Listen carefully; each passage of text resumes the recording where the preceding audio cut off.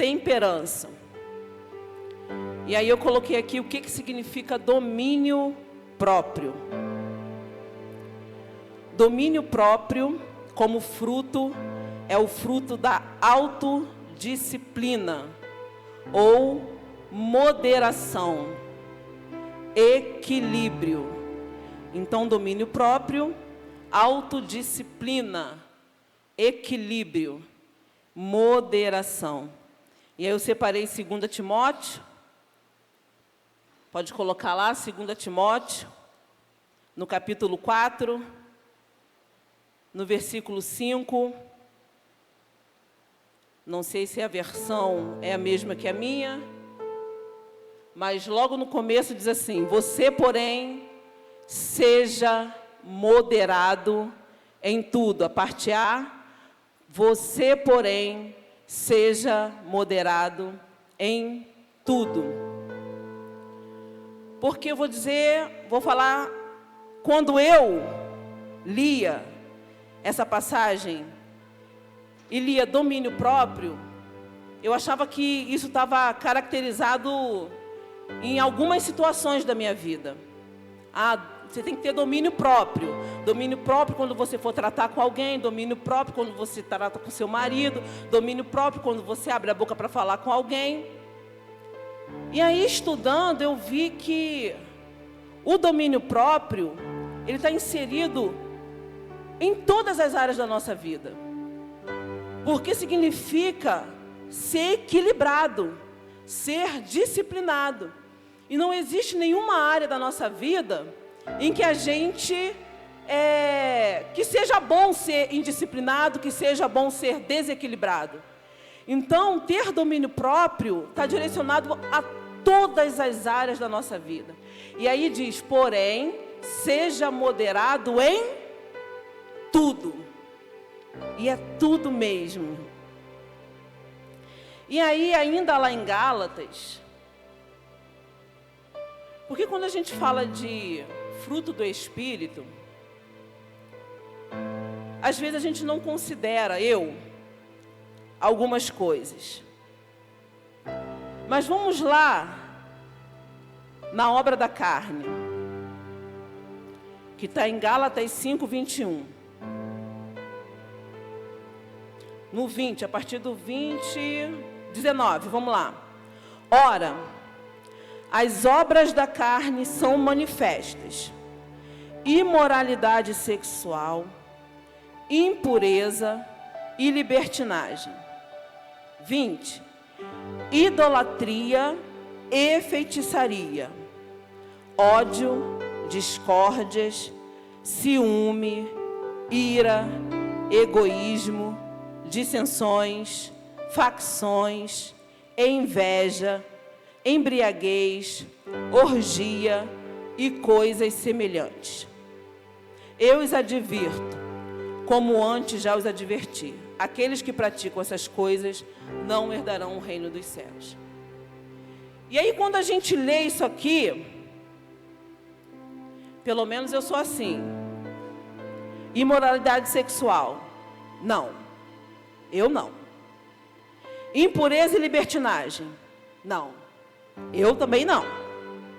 Idolatria e feitiçaria, bom, será que eu sou rebelde? Porque diz que rebeldia é como feitiçaria, mas idolatria, aí você pensa em imagens, mas a gente já viu que idolatria pode ser várias coisas que a gente coloca como prioridade na nossa vida. Aí o negócio já ficou um pouquinho apertado, porque pode ser que eu esteja praticando a idolatria no meu celular, nas minhas redes sociais. Eu posso estar praticando idolatria, colocando como prioridade acima de Deus outras coisas, e eu devo amar primeiramente a Deus, mas de repente aquilo que está acima de Deus como prioridade na minha vida, pode ser que eu esteja praticando a idolatria e a feitiçaria. Ódio, será que eu odeio alguém?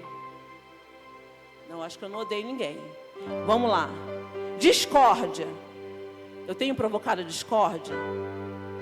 Eu até no passado, se eu botar aqui na minha mente, eu acho que eu já provoquei discórdia, mas a gente vai amadurecendo, vai crescendo e vai entendendo que isso não é de Deus. Então hoje, eu acho que discórdia não. Ciúmes, não gosto, não tenho. ira, egoísmo, aí a gente vai. E aí, muitas das vezes, parece que não praticar isso aqui já está bom. Só o fato de eu não praticar nada do que está aqui, ou estar trabalhando uma ou outra dessas coisas aqui, já está bom. Mas o fato de eu não fazer o mal, não significa que eu não tenha que praticar o bem. E eu acho que é aí que eu tenho falhado. Não é em não fazer o mal, mas é em fazer o bem. E aí, quando a gente vai analisando as obras da carne, podemos dizer que estamos bem, perversidade, adultério. E quando a gente fala do fruto do Espírito, que diz que é o fruto, eu até aqui falei os frutos, o fruto. Aí fala como um gomo, como uma tangerina, que tem seus vários gomos. E aí hoje eu estava me arrumando para vir para cá, e aí eu pensei numa gestação. Imagine uma gestação. A gente costuma dizer que uma mulher grávida, ela tem um fruto, né? O fruto do ventre. Imagine uma gestação única e um fruto que está sendo desenvolvido dentro daquela mulher. Talvez ela possa se vangloriar ou se sentir bem, porque enquanto ela está gestante, ou como prática da vida dela diária, ela não fuma, ela não bebe bebida alcoólica, então ela acha que está fazendo bem para aquele fruto que está dentro dela. E ela já se vangloria por isso. Ah, eu não bebo e eu não fumo, eu não vou fazer mal para o meu bebê. Mas será que ela está ingerindo todos os nutrientes suficientes para gerar um fruto saudável? Será que a alimentação dela é boa? Será que aquilo que ela fala, será que aquilo que ela assiste, será que o ambiente em que ela está é favorável para aquela gestação? Porque hoje os estudos já comprovam que o bebê recebe não só um alimento, mas as palavras que são ditas. E muitas das vezes a gente se esquece disso. Mas tem um fruto sendo gerado dentro. Então, sejam moderados, equilibrados, disciplinados em tudo. Porque é um fruto que precisa ser gerado em nós, para o mundo.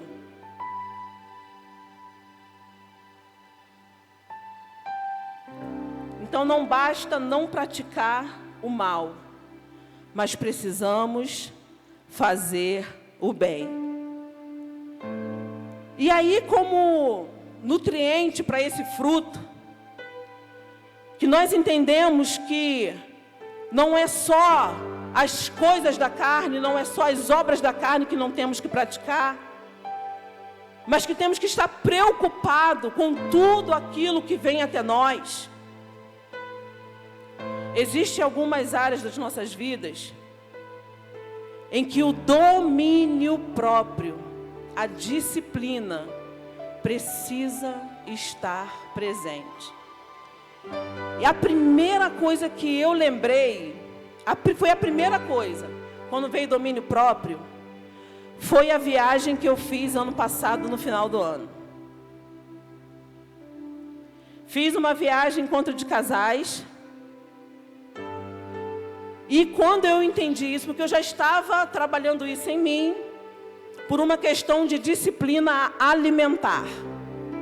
Então, não é uma questão de fazer dieta, não é uma questão de comer menos, não é uma questão de emagrecer.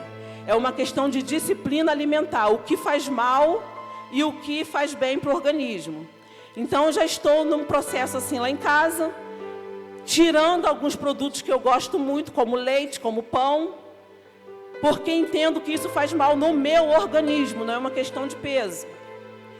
E aí, por tudo isso que eu já estou desenvolvendo como disciplina na minha vida, eu lembrei da falta de disciplina e falta de equilíbrio quando eu viajei. E como nós, cristãos, precisamos passar para as pessoas esse equilíbrio. Como as pessoas precisam olhar para nós e ver que somos pessoas moderadas, equilibradas, que somos pessoas disciplinadas. E aí, né, durante essa viagem, que era uma segunda, terceira, quarta lua de mel, irmãos, que falta de equilíbrio no restaurante. E isso não está fora da pregação, não. Porque os glutões, e a gente brinca com isso. A gente brinca porque a gente diz que crente não bebe, então come. Mas a palavra de Deus diz que os glutões não herdarão o reino dos céus. E isso é tão sério. Há um desequilíbrio muito grande na área alimentar, na vida de muitos cristãos. E eu me peguei nessa situação porque, gente, eu comi tanto naquela viagem que não cabe espaço para brincadeira. Eu comia, eu ia para o quarto do hotel passando mal. Quase que não tive lua de mel, porque eu comia muito, tinha muita coisa gostosa e faltou o equilíbrio. Então, quando a gente lê e fala sobre domínio próprio, fala de várias áreas ou de todas as áreas das nossas vidas. Nós precisamos ter domínio próprio na área financeira. Nós não podemos ser desequilibrados. Quando nós falamos de domínio próprio, de equilíbrio, de disciplina, quando nós estamos numa igreja aonde nós somos chamados para cuidar de vidas, nós precisamos ser disciplinados. Não há como você ter alguém aonde você vai orientar, onde você vai chamar para andar junto, se você é uma pessoa desequilibrada, se você é uma pessoa que não governa os seus desejos, se você faz do jeito que você quer, da maneira que você quer, se aquela pessoa que está andando com você, se está andando comigo, como um discípulo para aprender, e aquele discípulo está vendo que eu não tenho organização, que eu não tenho equilíbrio nas minhas finanças, essa pessoa vai ver que eu não sou apta a governar outras coisas. O chefe de um lar, ele tem que ser equilibrado nas finanças. Um chefe do lar, ele tem que ser equilibrado em todas as coisas. Uma mãe, ela tem que ser equilibrada na educação que ela dá para os seus filhos, naquilo que ela fala e que ela cumpre. Todas as áreas das nossas vidas nós precisamos ser disciplinados e equilibrados. A nossa mente, ela não pode vagar. Tudo que for puro, tudo que for verdadeiro, é isso que deve ocupar a nossa mente. Ai, mas eu não consigo. De vez em quando eu venho algumas coisas na minha mente, eu não consigo fugir, eu não consigo tirar isso da minha mente. Mas é por isso que está dizendo que o fruto, ele é do Espírito. O fruto, ele é do Espírito desenvolvido em nós. A obra que está sendo feita dentro de nós, de transformação, de mudança, não é uma obra de um esforço meu e de um esforço seu. Jesus, quando ele se despede dos seus discípulos em João, ali no 14, ele começa a dizer: não vos deixarei órfãos, não vos deixarei sozinhos, vocês não estarão por conta de vocês mesmos, Eu darei a vocês, eu rogarei ao Pai, e Ele dará a vocês o Espírito Santo. E o que o Espírito Santo é? Ele é amigo, Ele é renovo, Ele é consolo, Ele é abrigo, Ele é conselheiro. E é esse Espírito Santo que habita, Ele habita em nós. Você crê em Jesus como seu Senhor e Salvador? Eu quero dizer uma coisa para vocês: o Espírito Santo habita em você. Ele habita em você. Olha que lindo que Jesus disse: se vocês me amam e obedecem os meus mandamentos, o meu Pai te ama e nós habitaremos em vós. Vocês creem que o Espírito Santo habita em você? Eu creio que Ele fixou morada em mim.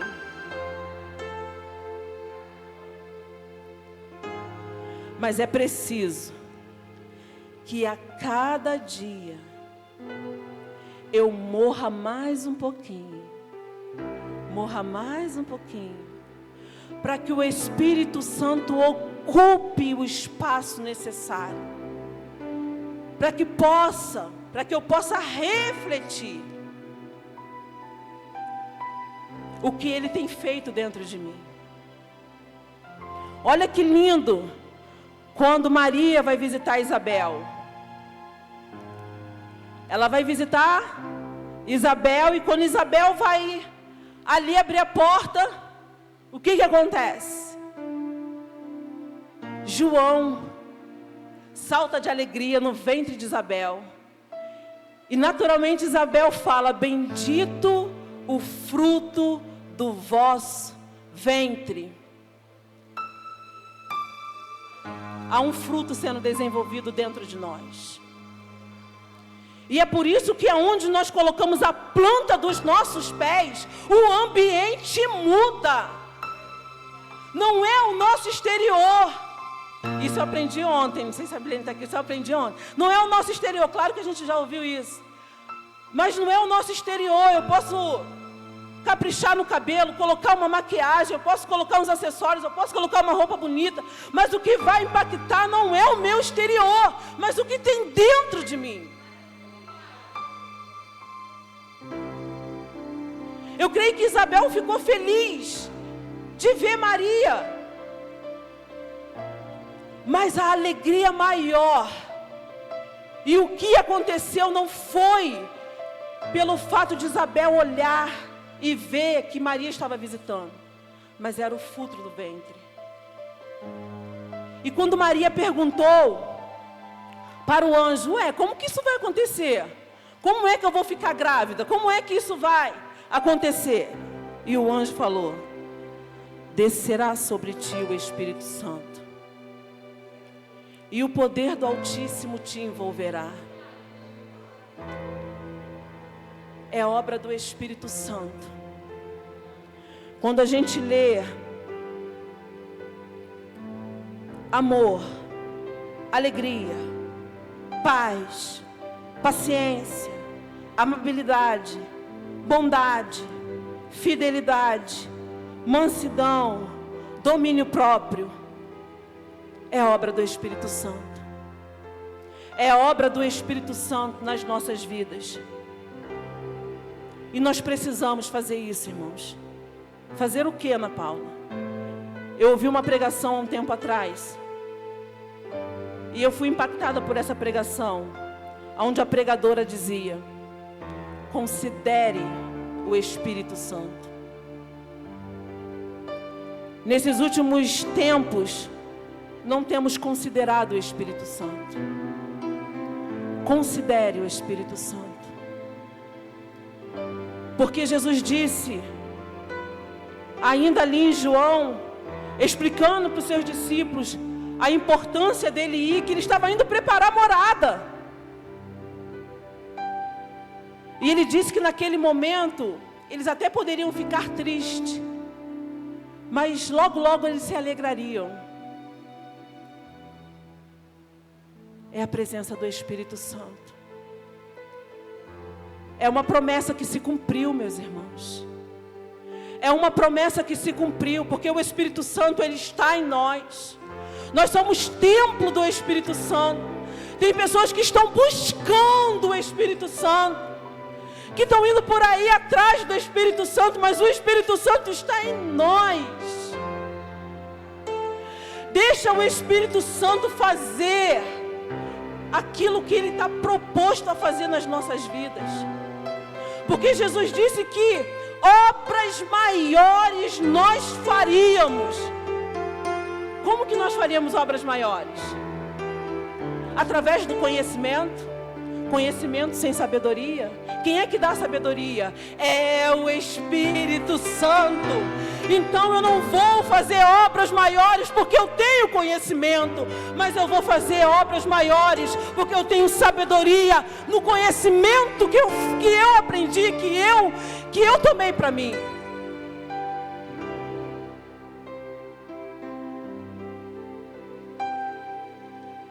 Considere o Espírito Santo nessa manhã.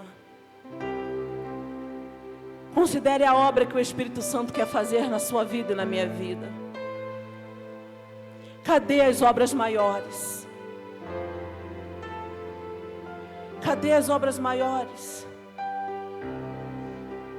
O Espírito Santo, ele quer. Mas assim como nós dizemos que Deus, ele é educado, é óbvio que o Espírito Santo também é educado. E ele está esperando você dar permissão e eu dar permissão, para que ele possa fazer o que ele quer fazer nas nossas vidas. Para que através das nossas vidas a gente possa alcançar aqueles que estão lá fora. Então guarde isso, meus irmãos. Não é importante que eu simplesmente não faça o mal, mas eu tenho que fazer o bem. Eu tenho que praticar o bem. E talvez eu diga, mas o bem é tão difícil. É tão difícil eu ter o controle daquilo que eu falo. É tão difícil, quando eu percebo, eu já falei. E quando eu falo, eu crio inimizade. Quando eu falo, eu crio discórdia. Quando eu falo, confusão se forma.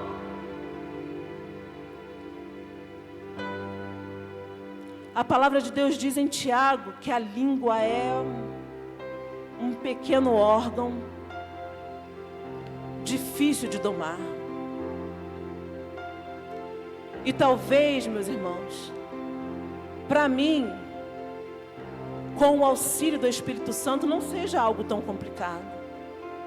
Eu tenho uma amiga que ela costuma dizer assim: você é tão educada quando você fala. Não é educada no sentido de saber falar, é que eu sou moderada no falar, mas eu aprendi com o Espírito Santo. Eu compartilhava que na quinta-feira, na quarta ou na quinta-feira, eu cheguei com meu marido Camanhão e falei assim: Valdemir, eu me sinto tão rixosa, eu me sinto uma esposa tão rixosa. Mas antes eu não ia falar assim. Primeiro eu fui falando assim com ele, para depois eu explicar por que eu estava chateado e por que eu estava no ouvido dele falando. Mas antes eu não era assim. E essa amiga costuma dizer: nossa, você fala com uma diplomacia. Para a gente entender o que você está falando, a gente tem que prestar muita atenção, porque você fala com uma delicadeza. É para não ferir, é para não machucar, é para não magoar. Mas isso não é da Ana Paula, isso é o Espírito Santo de Deus atuando e eu permitindo que Ele atue na minha vida. Mas tem algumas áreas que ainda está em processo. Eu falei com a minha filha assim: filha, vou levar a palavra. E aí ela falou assim: mãe, fruto do Espírito. Aí eu falei, sim. Aí ela falou assim, peraí. Já foi. Paciência, domínio próprio. Aí eu falei, isso mesmo, filha. Ela falou, ainda bem que não é paciência, né, mãe?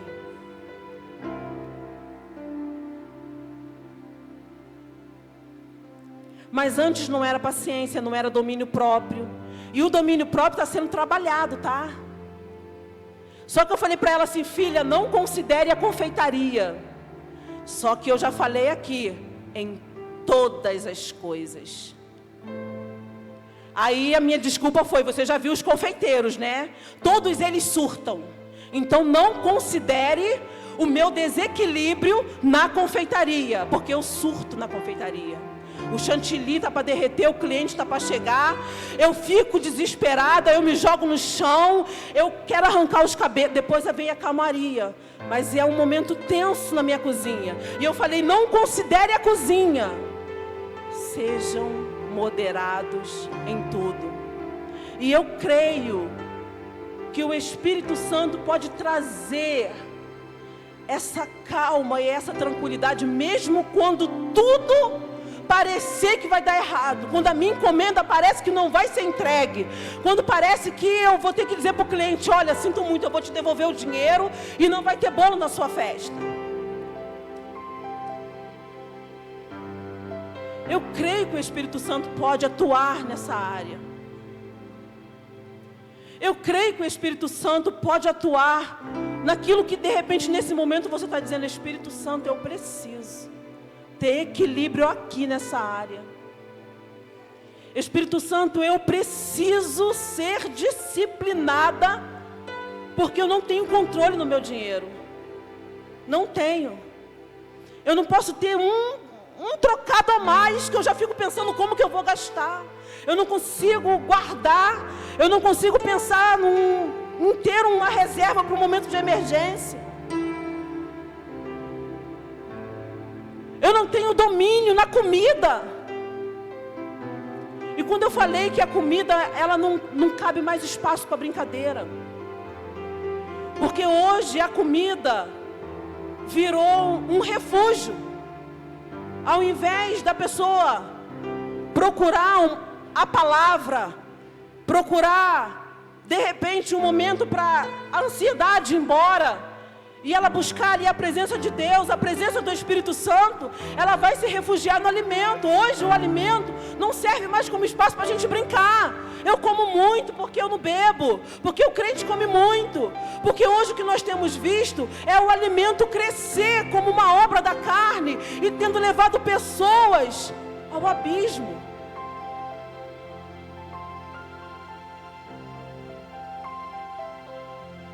Qual é a área que nessa manhã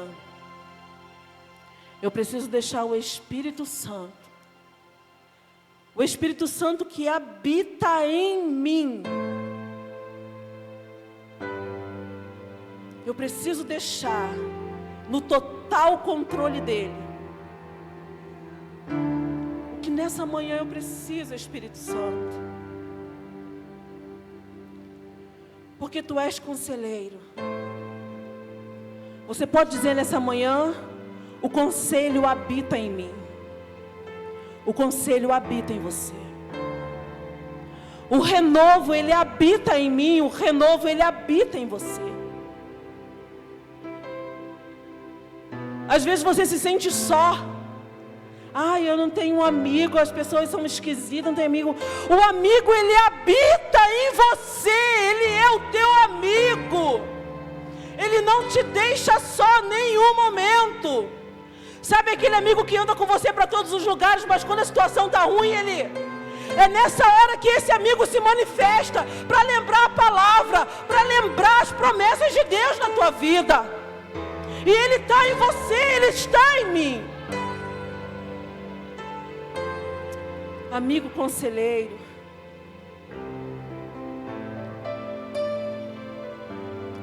renovo nessa manhã. Senhor, renova, Pai. Renova a nossa mente, ó Pai. O renovo, ele habita em nós. Faça a obra. Espírito Santo, fique à vontade no nosso meio.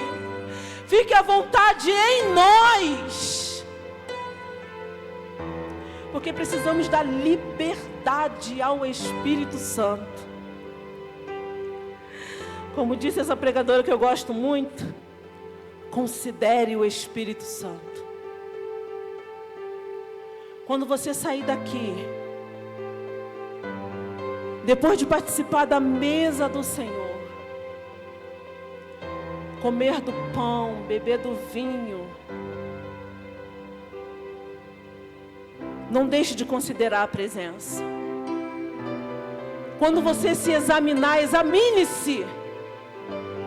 O domínio próprio, o autogoverno, a autodisciplina. Antes de você participar da mesa, é você, sou eu. Eu vou me sentar ali, eu vou me analisar. Ninguém vai precisar fazer isso por mim. Eu tenho o Espírito Santo. E eu vou avaliar, eu vou ver o que está bom e o que não está bom. E eu vou falar com o Espírito Santo, eu vou falar com o Pai. E eu vou dizer mais uma vez, me ajuda, Espírito Santo. Me ajuda a vencer isso aqui, ó. E diz que depois de você se avaliar, participe da mesa. Porque quem nos dá a condição de participar da mesa é o Espírito Santo. É a presença em nós. Não é porque hoje eu não pratiquei as obras da carne que eu me sinto apta a participar da mesa. Mas é o Espírito Santo. Esse que Jesus disse, não vos deixarei órfão. E Ele estará com vocês em todo o tempo. E trará a lembrança de vocês tudo o que eu tenho dito.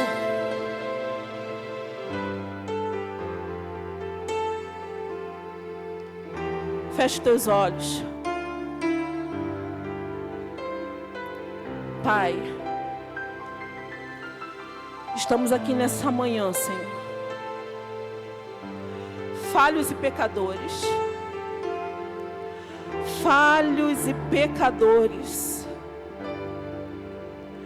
mas o Senhor, Pai, o Senhor nos amou primeiro, Pai. E o Senhor pagou um alto preço para que hoje tivéssemos liberdade. Pai, a liberdade que nós temos em Ti não é a liberdade que o mundo pensa, Pai. Não é liberdade para fazer o que a gente quer, mas é liberdade, ó Pai, para não praticar as obras da carne. É a liberdade, ó Pai, que o Senhor nos dá, Senhor Deus amado e santo, de estarmos na Tua presença, de estarmos em comunhão contigo, de não sermos mais escravos dessa carne que ainda está aqui, mas que a cada dia nós mortificamos ela, pela Tua palavra e pela obediência à Tua palavra, porque nós Te amamos, Pai, porque nós Te amamos, Pai. Então nessa manhã, Espírito Santo, oh Espírito Santo, Espírito Santo, Espírito Santo, Espírito Santo, Tu não estavas na arca, a Tua presença ela não cabia na arca, Pai.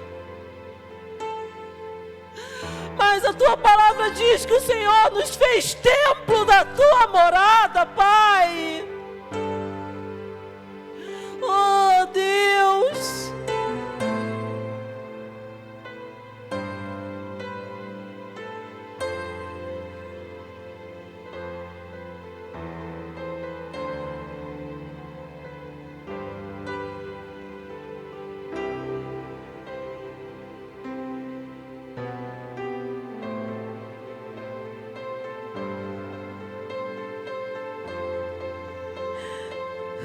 Perdoa-nos, Pai.